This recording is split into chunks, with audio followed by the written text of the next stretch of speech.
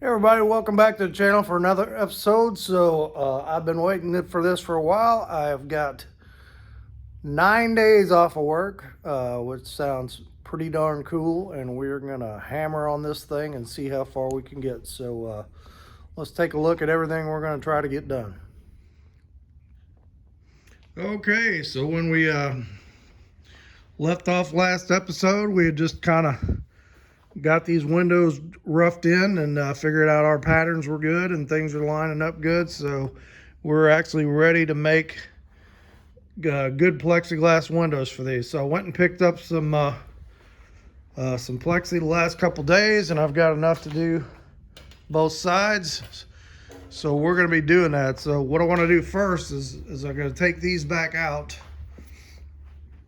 and I need to make these frames for the other side. So before I put plexi in these and put them in there permanent, I'm going to duplicate these frames for the other side. And I want to take a few measurements and make sure I was exact on, that I got this door the same as that side, which I'm pretty sure I am, but just got to double check for as many times as it took to fit this thing in there. So we're gonna get those windows lined out. Over the next week, I want to get carpet put in. I want to get I got some more parts of the hood put in.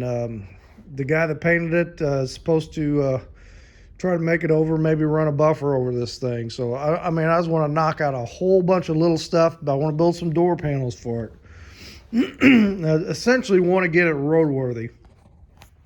So some good news on the PCM that I talked about last time. So moats.net was the company that supported these old TBI PCMs. And you would take your PCM and let me grab this one up here.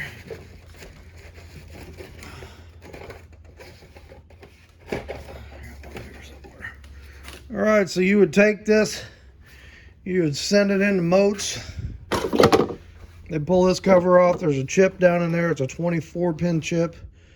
And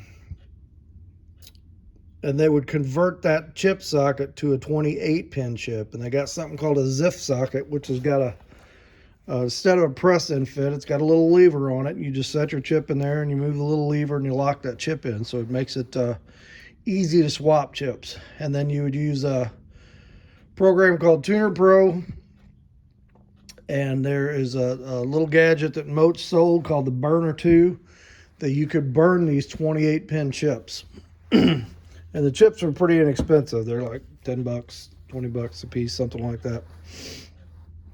So you burn you a new chip, reformat your file to whatever motor combo you're running, and you could get in there and make adjustments on the field map and that kind of stuff. So Moats went out of business, and I found that out after I put the whole TBI setup in here, and I was kind of panicking. It's like, oh man, what am I going to do? But there's a company called Boosted NW LLC. So Boosted NW like Northwest. And I found them online, and they are basically taking up the Moats line of business and doing the same thing. So I took the PCM out of the car, bought the ZIF socket online. I think the socket was $40. It's like $25 to ship them the PCM, and they will install it and test it for you to make sure that your solder connections are good. They ship it back to you. You can buy the chips right from them. I've already got the programming stuff, so that was a real lifesaver. So if anybody else is wanting to do that, that's the company you need to go to. Boosted NW LLC. Anyway, when I get that back, we'll do a video on how to burn that chip and put the new file in it and all that. So I've still got a little issue going on. This thing runs great when it's cold, but as soon as it gets up to operating temperature and goes into closed loop, I guess, or is that an open loop? Closed loop, I think. The idle goes really, really low, and it wants to stall out. So I need to troubleshoot that, but before I do, I wanted to get the right program that I want to use in the PCM. And I'm going to use, this is a 283 60 over mild cam manual trans. I'm going to put the base GM program for a 305 manual trans in that chip, and I'm going to delete the EGR function. So that is all I'm going to do to it. I'm not going to do any, like super tuning, trying to get the fuel, adjust it on fuel maps or stuff. I just want it to run right, not run too lean, not run too fat, and just be a nice cruiser. So you can do more with those things. They're kind of limited on the old TBI injections because, yeah, they're a pretty dinosaur version of a fuel injection. They're OBD1.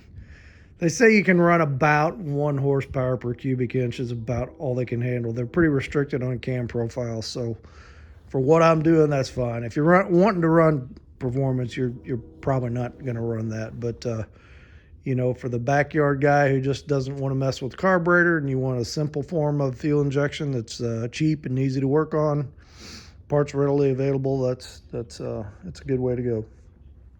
Okay, so I tried to fire my heater up this morning, and either I am out of propane, which I don't think, or my gas valve went out because it was burning the other day, and now the pilot won't.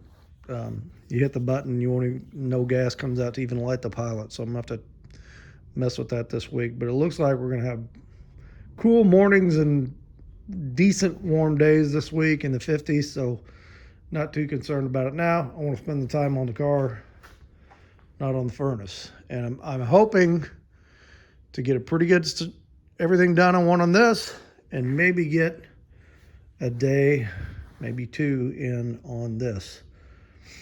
So that's enough talking. That's where we are. I'm going to pull these door frames out, and we are going to make duplicate frames for the other side. And so let's start on that, see how far we get. All right, so let me show you what we're going to do. I did this on the last window, but it's been well over a year since we did it, so we'll take a look at this again. By the way, I am not a fan of torpedo heaters, but I've had that one sitting here for a while. It had some fuel in it. So they're loud and they're smelly, but to put a gas, I checked my tank, I got a little propane in it. So to put a gas valve in that thing right now is probably a couple $100, and I don't want to spend the money right now. I'm spending enough money on this thing. So there's some fuel in there. If I need it to take the morning chill off this week, I'll do that, because that thing throws out some heat right now. I think it's like 170,000 BTU or something. I know it'll warm this garage up pretty quick, but it's just annoying, loud. Anyway, back to the car. So last time on the other window, we made this. Now here's your original chrome strip for the 4-door. And if you see, this one is like 8 out. So essentially what I did is I cut these brackets off, and I got this piece of, I think it's like 3/4 square stock, and I think I got some more over here somewhere. Yep. It's like I've used it for something. I'll have to clean that off. But made a piece of channel out of that, which essentially is about the same width as this. And I guess I need to paint that too, because this was chrome. We'll paint it. I'll just paint it black or something. But we'll cut these brackets off, and we're just gonna, I'll cut the top out of this, make it a piece of channel, and then we're gonna weld these, clean these up, weld these guys onto there, and I said just make a copy of this. And then we're going to do the same thing we did with the other one. We'll have to put that template, I saved a good template out of the other glass, and we'll try it on the other side. I'd like to get all these frames done, and then we'll go back and cut the glass. So we'll do that one. This was the back window. I'll tell you what, let's wait on the back window. Let's get this thing cut off, cleaned up, and put together and see what we got. Also, I got to cut this frame up here. Now I had to piece that together. What is the other piece? So I end up taking like this much out of the back window and extending this on the front. So the top rail, it actually ended up in two pieces, which not that big a deal, you know. You might see a little joint there, but not noticeable unless you're looking for it. So, okay, let's do this and we'll take a look. Okay, so I took this piece of square tubing, cut the top out of it. Can just as easily get channel this size. I think when I bought this last year, they didn't have any channel, but they had this. So I thought, well, I'll just cut this. So I still had a piece left over, so might as well use it. So cut that. I'd cut a little angle up here to, because this little tab right here goes into that window fuzzy channel. So I'd angle that. That's good. So I cut that back at the wrong angle, but that don't matter. Size is right. I'll tell you what, this thing was so rusted and ate up. He just pulled right off. I didn't even have to cut them. So I'm gonna clean these up and we'll tack them on here. So back there's two little bitty screws that that this strip bolts on. And I'll tell you what, they're sure to get out, but if you can avoid it at all, don't break them things off. They are so tiny and so hard to get out, especially on the back window. So the front window, this bracket is steel, so it's not too hard to soak that and get those little screws out and tap it. But on this back window, they're right there. This is like, I guess this is cast aluminum, or not aluminum, cast pot metal. And I guarantee you, those steel screws in that pot metal are galled in there, because I broke both of them off on that back window, and I'd still need to address trying to get those out. And I don't know what the deal is, but this stuff is hard to drill. So I still need to figure it out on that window. I am going to really try not to break these off and to figure out how to get them out there. All right, but that's back window. We're not doing that right now. All right, let me clean these up. We'll get these tacked on. Gotta remember, I am backwards from the other window, so these need to go this way instead of the other way. All right, let's get that done. Oh, I need that bracket. That bracket was not on here. That ain't good. Hopefully that is laying around here in the pile of junk somewhere. Okay, let's do what we gotta do, and we'll be back. All right, so we got that welded up, and it you set it right on top of that one, and it's right on. So I'm pretty confident we're going to be in good shape. I did find this bracket. It was laying down there. It had rusted. This thing had rusted so bad it just fell off. So now what I need to do is we got to flip this over, and this piece is where your rollers for your window regulator go. That's your stop. There's a stop in the bottom of that door that when the window comes down, it hits that rubber stop. And so it goes between here and there. So we need to extend that thing. That's what I had to do with the other one. So I think I took I saved a bunch of these because remember I had a parts car, so I like tore another car apart. Let me find. Yeah, I think I took a piece of this one. There's another one of those brackets from another front door. So I think I had to slice and dice, cut a piece off of this one, and weld it into that.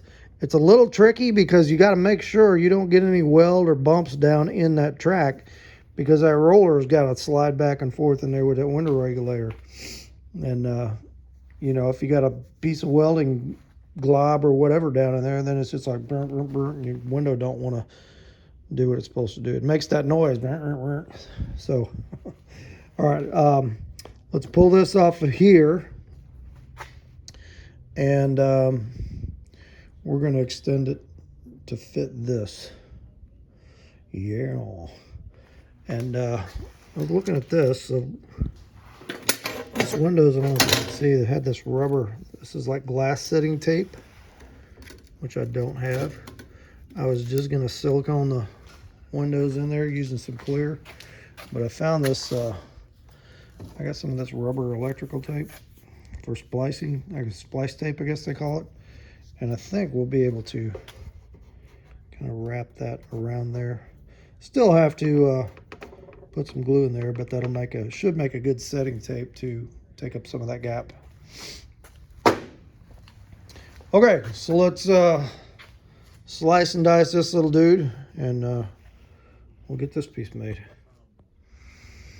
All right, there we go. So when you weld this thing up, weld the outside, not the inside of the track. And then I just took my little die grinder and kind of went down in there and made sure that's a smooth transition going from this piece to this piece, because that little plastic roller, I mean, it's fits in there kind of tight, and if there's an edge, it's going to catch on it and break your roller off or just make your window hard to move. Okay, so we've got both of these done. Now, I still need to cut the frame for the glass edge. I ain't gonna worry about that right now. Let's try to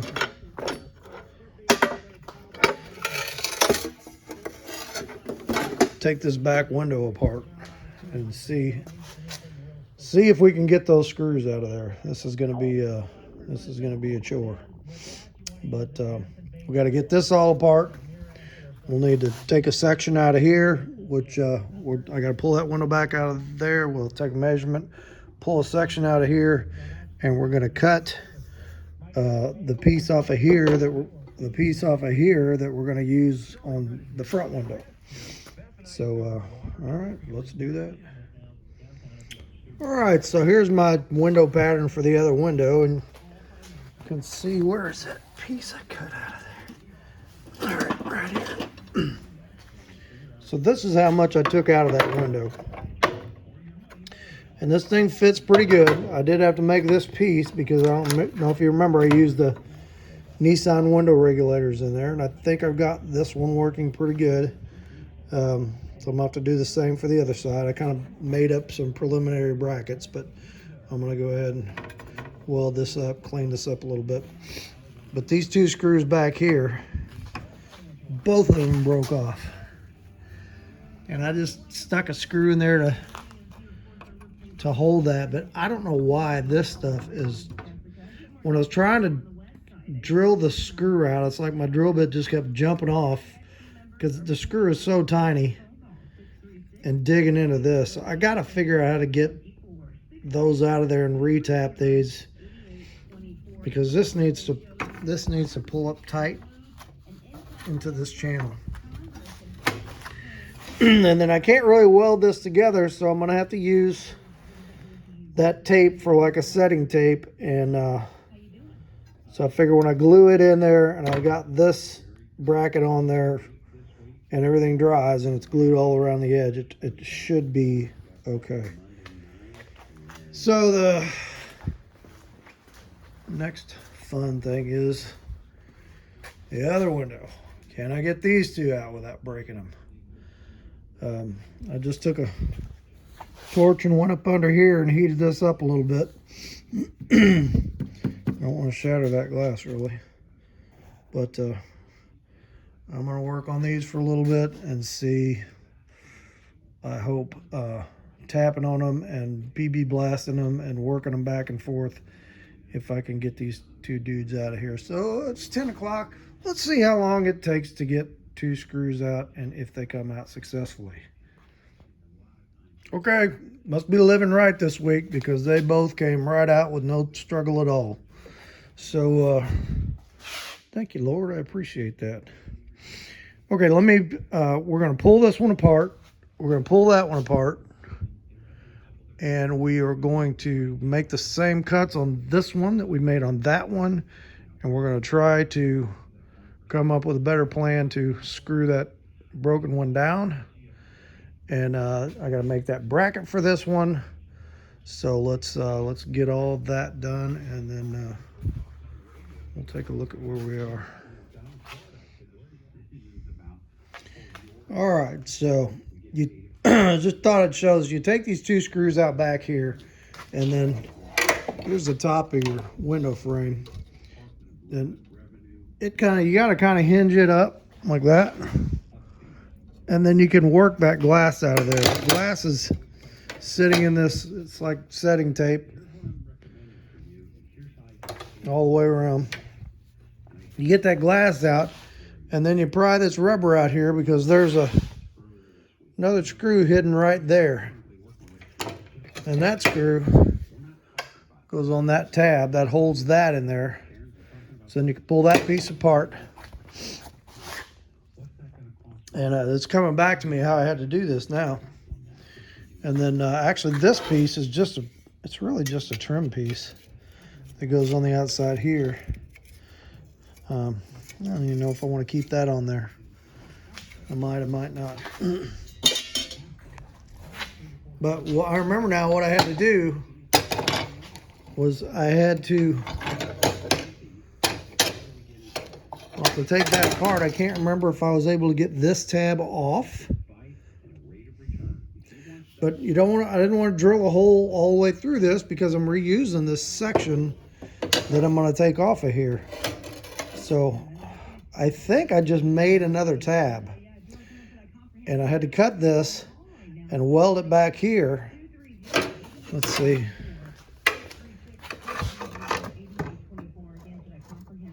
So I could put this on here like this. Yeah, so this tab had to move up to here. And like I said, I think I just made one. I'm going to have to look. Because this section, this little 8-inch piece, is going to become part of the front window frame. So when we take that out, you got to kind of grind that out of there without damaging. You got to get it flush so you can get your glass down in there, but you don't want to damage the outside of the frame. I want to poke a hole in it. You can see where I welded that new tab in there. So I have to remember exactly how I did this. So let me kind of get the pieces out of the way. And I'll tell you what, before I pull that apart, let's make this cut. Let's make this bracket and get that part put together, and we'll set that aside, and then we'll look at that top part. But I'm happy this is going better already, which it usually does the second time you do it. Okay, back in a few. All right, so here's what we did. I went ahead and cut this section of the window trim off, and I was able to I took a drill bit and tried to drill those spot welds and got a pretty good chunk of the end of that tab out. I think this is exactly the way it worked out on another one. So I had enough to weld there, and I dropped it down in here on the channel and just put a spot weld on it. And I think this is going to work just fine. So somebody had asked on a previous, commented on one of the previous videos about why don't I just use two-door windows. So a couple of reasons. One, when when I did this, and I welded these two 4-door front doors together, I didn't have factory measurements of what a 2-door door, what the length was. So if you go back to one of my first videos on this, I just kind of eyeballed it and said, this looks about the right length, so I just welded it up. Another reason, now, so the question, should I have looked at what the factory length on a 2-door door was? And if I did that, would I have been able to use the 2-door stuff? I don't think so, because now some of you Chevy guys might know this for sure, but I don't believe the Impala Hardtop or the Bel Air Hardtop came with this roof line. I think the only way you could get the Impala or the 2-door hardtop was the bubble top, and the bubble top has a completely different shaped roof, and I think a completely different shaped window opening. So with that being the case, I'm relatively sure that the window glass is a different shape. So, and if that's the case, then the mechanism might have been different. So, you know, if you're doing one of these, you might want to check into that, but I don't think the 2-door hardtop stuff will work, because I think they're all bubble tops, and they didn't make a Biscayne 2-door hardtop. Now they did make, and I might be wrong about this, they made a Buick and an Oldsmobile 2-door hardtop in '61 that may not have been a bubble top, that might have this top. So I could be wrong about that too. A lot of speculation, but you know, I did it the way I did it, and I'm happy with it. And we're just having to finagle around and make some windows and make some window frames. So, but really good question. If I had to go back and do it again, maybe I would have checked into it a little bit more. But I'm cool with the way it's working out. So, all right, I am going to grab some lunch, let that cool off, and when I come back, we're going to pull this window apart and see what we got to do to get this straightened out, and then somewhere in here we'll build this bracket for this frame. So it's coming along good, and we'll be back here shortly. All right, so I was able to get one broken screw out and kind of drill part of the way around, sort of through the other one, and able to get this to sit flat on there and both these screws to tighten up. So I am happy. That's what I wanted to see. And the other one is okay. So, all right, so now we've solved that dilemma. Now what I need to do, we've got that done, we've got this done. Tell you what, let's make another bracket like this. And yeah, make another bracket like this. Clean up the welds on this one. And then I think we're pretty much ready that we could put these together. So I'm going to go ahead and paint these guys tonight. They're pretty much ready. I did some measuring. I mean, I measured door to door, door to door in several different places, and it looks like everything is good. So the frames I made for this side should work on that side. I'm going to take a chance and say that they will, and go ahead and make them and put the glass in them, and get ready to put all this stuff together. So I still need to put the window regulator, yada yada yada, all on that side. And then on this one, I had to cut this back track a little bit.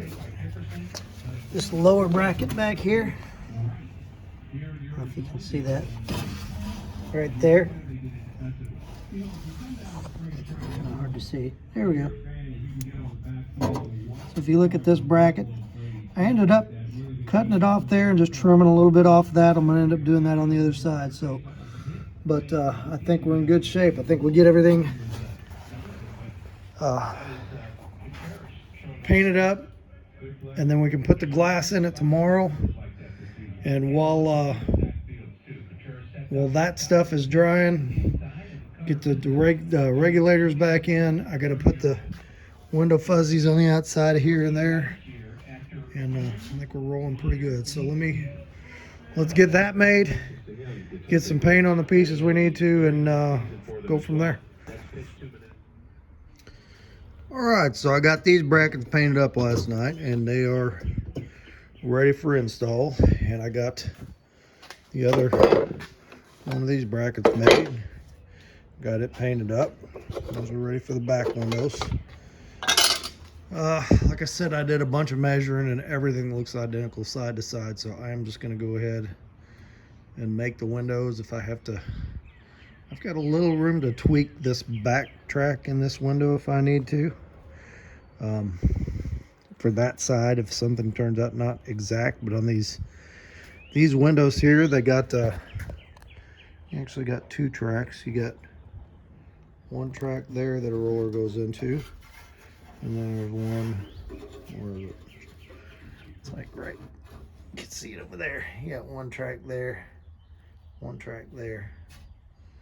So, I mean, I measured center to center all the way down on both sides, and everything looks completely equal. So I'm pretty satisfied that everything is going to fit. So anyway, today, I went ahead and pulled this template out of here, out of this back window. And this is a plexiglass I'm using, just regular optics acrylic sheet. I thought about using the optic armor, which is a better quality, a lot higher cost glass. But you know, my 48 Plymouth, I use this stuff for the side windows, and I had that car, probably had those windows in there 6 years, 7 years before I sold that car, and it worked fine. I mean, they didn't get scratched up. I was just careful when I washed it, and you know, it had a lot of road miles on it, and then they did fine. So we're gonna take the cheaper route, do this. Can always change it later. So anyway, I'm gonna go ahead and cut my template for this. We'll get this one put together. I'll cut a template for the other side. We'll get that one put together, and then we're gonna do the same for the front. We'll get all those put together. I was gonna try this rubber tape, but I don't know if I need to or not. I think I could just probably silicone these things in the frame. I don't know if I need it or not. I may try it on the long ones, but I'm not sure it's really necessary, since the frame goes all the way around the glass and holds it in there. All right, so we got to get these made today. I want to get these put together. If I've got time, then I need to get the window regulator put in that side, and I don't have the window regulator put in the back door yet. I kind of made the initial bracket, but these are those. These come out of Nissan or something. Just a simple manual cable type window regulator. So I'll have to make the brackets for that side that I did for this side. I got a little bracket here I made, but they seem to work pretty good, so we're gonna go this route. All right, so let's see what we can get done today. All right, so there's our first one. It's sitting there drying. I tried to use that tape on the edges, and it's too much of a hassle to get it in there and to get it to stay where you want it to stay. And so I thought, well, maybe I should try this glue, or maybe I should try that glue. And it's like, all right, I'm gonna stop overthinking it. Just got some clear silicone. Goes on white, dries clear. Glued glass in there, good enough. So that is number one. We got 3 more to do. We're gonna do another one of those, and then we're gonna cut the ones for the front doors, and we're gonna let all that sit and cure overnight. So let's Let's put some more together. Okay, so there's all 4 of them put together. We just got to let that silicone cure, and we'll put that together tomorrow. Cardinals are on the radio, although it's not good news. We're losing 7-1. But hey, it's spring training, so you know it don't really count. But still, you don't want to lose 7-1. You don't want to lose it all. So now what I need to do is I need to pull this wing window back out, because like we figured out on the other door, it's got to go in when the glass goes in. Plus, I found out that window channel I used on the bottom just will not work, and I've got some more of this. I should have just ran this strip all the way to the top to bottom, but I didn't. But I'm going to. So that's what we're going to do. And I need to, like I showed before, I need to move this. Can you see it? Yeah, you probably can't see it. I need to move the linkage from this to the other side of the latch back here, so that doesn't drag the window when it's coming down. So we'll need to do those 2 things. I need to put this window fuzzy strip on these, and I need to get the window regulator in this side. It's probably going to be an all-day job tomorrow to get those windows in and get them all working.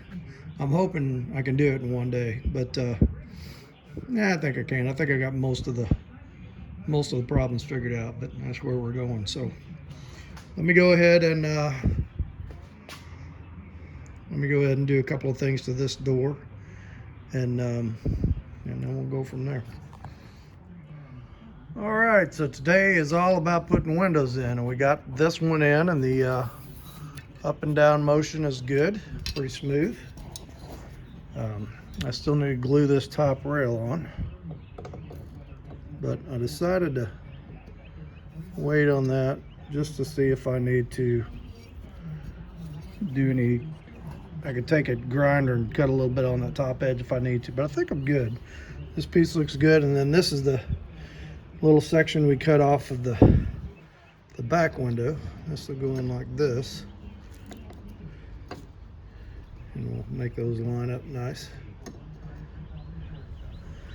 So that's how we did the windows. Got a lot of questions about how you're going to make those windows work. So all right, so I got this one in, adjusted pretty good. We'll do this part later. Let's go ahead and I'm gonna have to cut some window fuzzy for this back window, and we'll get it put in. We'll get that piece put in, and then we'll get this back window in. I ordered these. These are the door jamb U seals, I think they call them, and they go here. And I could not find any for a 4-door hardtop, so I emailed the guy that had them for the 2-door hardtop, and I said, "Is it the same seal?" And he says, "Yep, same seal." So I ordered them. It is not the same seal. It is there's a little, you see those little slits in there, kind of slides down in there. This is definitely for a wider slot.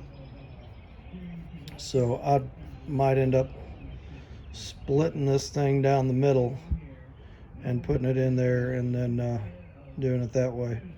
But I could not find anybody that made the 4-door seal, 4-door hardtop U seal. Okay, so let me get let's get some fuzzy over here and get that window in, and then we'll take a look at what that one looks like. All right, so we got this fuzzy on here. Just wanted to show when you do these, patience is kind of important. So you need to definitely pre-drill your holes, and make sure you're using the right size drill bit for the screw, and drill slowly so you don't drill through the outside of the car, because you're right up near that edge. And I like to use these screws. I always use stainless screws so they don't rust, but these are really small. It's like a number 6 by 5/8, and are they a pan head, or I call them an oval head? so that when you tighten them up, the screw head is below the fuzz, so the screw head doesn't drag on your glass and scratch it. All right, so that's done. I had set this window regulator up a long time ago and had it working pretty decent, if I remember. We'll find out. So I still got to do the other side. After I did this one, I made the bracket and stuff for the other side, cut the hole the same, and so let's get, that's way back on one of the other videos of us making this. I think it's a Nissan cable type window regulator. It's one of the manual ones. It's hard to find a manual cable type window regulator like this, but if you look way back on whatever number video where we went to the boneyard and pulled these, they ended up working pretty good. So all right, let me get the window in here and see if it still fits. All right, there is side one. Took some adjusting, took some spacers. I still got to adjust a little bit back here, but yeah, they fit, they roll up, they roll down. Fits pretty good in the channel, whatever you call it there, that seal. So I'm gonna get new seals for that. But yeah, I'm happy with it. I'll take a razor blade and trim this goo out of there. But yeah, we're looking good, and I think it worked out well. So there's one side. Now I've got to do the other side. I got more to do over here than I did over here because I already had the window regulator in and all that over here. So got to put the window regulator in over here. Gonna start from scratch. I did fix the stuff I was talking about last night. Got that rod flipped around. So we'll get this window in. We'll get the fuzzy on here. We'll get this regulator in. We'll get this window in.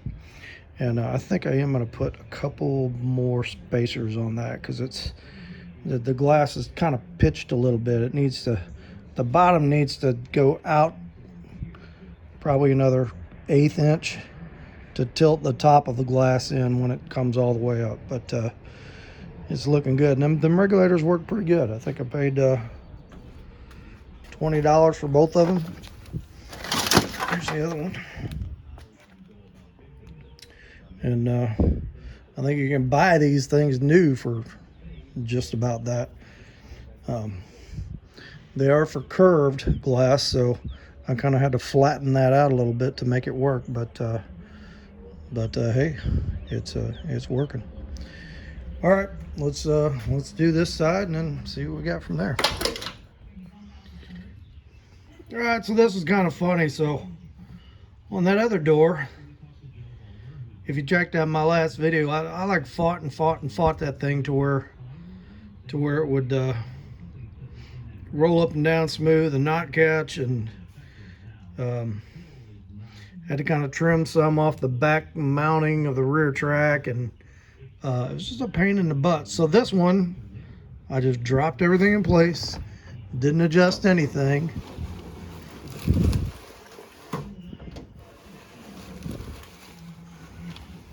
That's right up and down.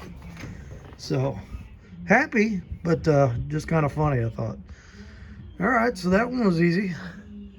So now need to do the same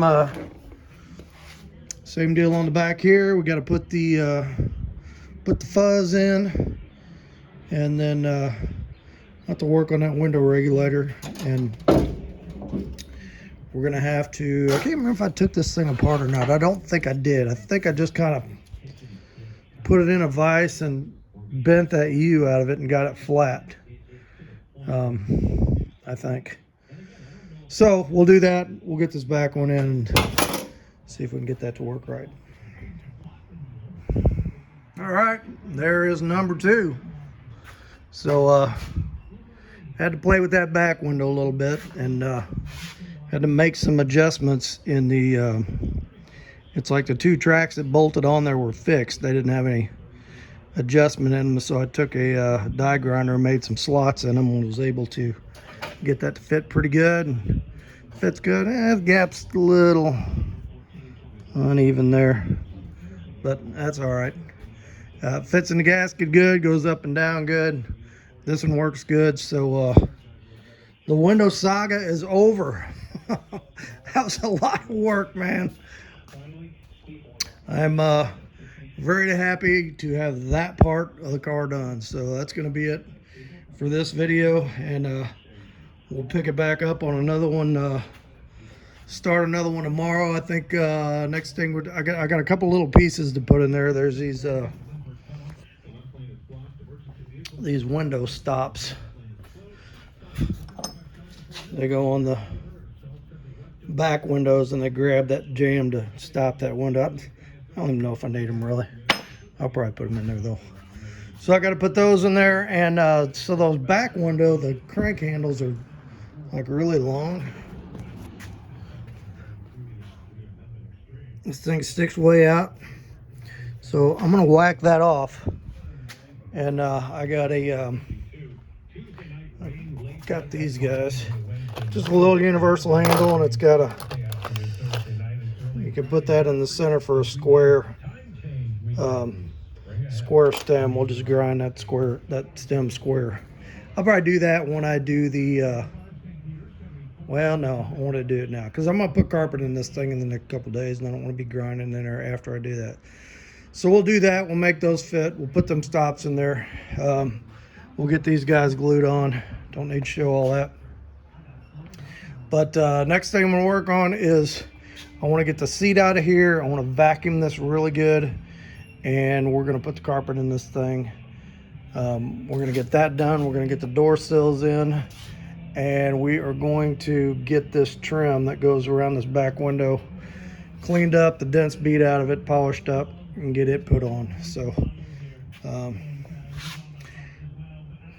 so it's just Monday now. Got the rest of the week off. We're gonna get a lot of this stuff knocked out, so feeling pretty good about it. All right, let's see what the Lord's got to say, and we'll end it for this one.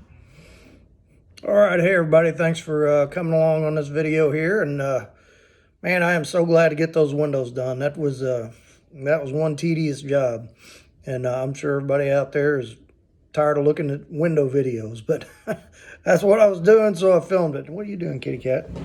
Come here. Say hi to everybody. Say, hey, everybody. That's Roxy, the kitty cat. That's my Bible study buddy. Every morning I read my Bible. She's sitting right here. So I don't know how much she's getting out of it, but she keeps coming back. So I thought I would read the last thing I read this morning. I was reading, I'm in Psalms right now. I'm doing a chronological read of the Bible, and right now I'm in Psalms, and I read 13, 14, and 15 this morning. So I was looking at 13, and I think that's a good message to do on here. So let's take a look at Psalm 13. And so it's a prayer for God's answer, and it is it's kind of a prayer that I want to answer right now, which we can get that way sometimes, can't we? I know I can. So verse 1 says, "How long, O Lord, wilt thou forget me forever? How long wilt thou hide thy face from me? How long shall I take counsel in my soul, having sorrow in my heart all the day? How long will my enemy be exalted over me?" So, he's hurting. He's wanting an answer now. There's some tough things going on. Feels like God is hiding his face. Wants to know, hey, how long is this pain going to last? How long will the enemy have power over me?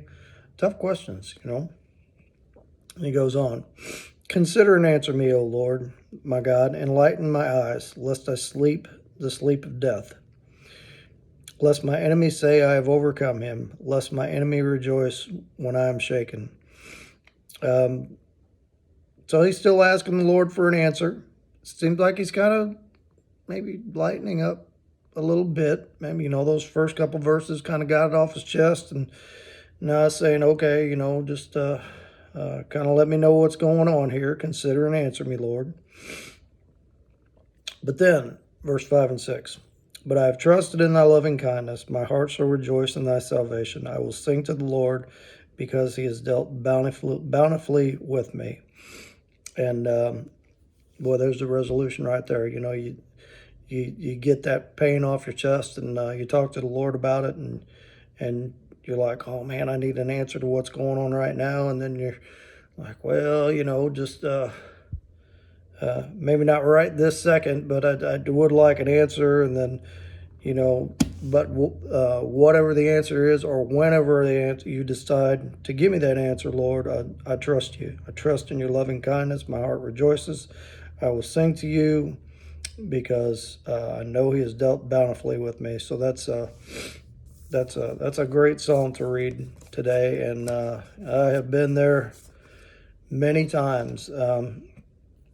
There's something going on and you just don't understand it, and you're praying out of desperation and out of pain, and you enter that state of prayer with the Lord, and you feel his presence, and you feel that calming effect come over you, and it's like, okay, well, maybe I'm not going to get the answer I feel like I need or I want right now, but you're here with me, Lord, and I feel your presence, and I know I can trust you that whatever the answer is and whenever I get it, it's going to be the right one. So great message, packed right there into 6 short verses. So hope that helped you today.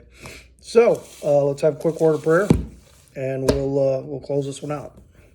Father, we just we thank you for your mercy, and we thank you for your love, and for the bountiful ways that you have blessed us, and we thank you for your response when we need you, even when we pray for an answer. If it's sometimes you say yes, sometimes you say no, and sometimes you say not now, and we just ask that you would help us to accept your will in our lives, whatever that is, and at the pace that you know is right.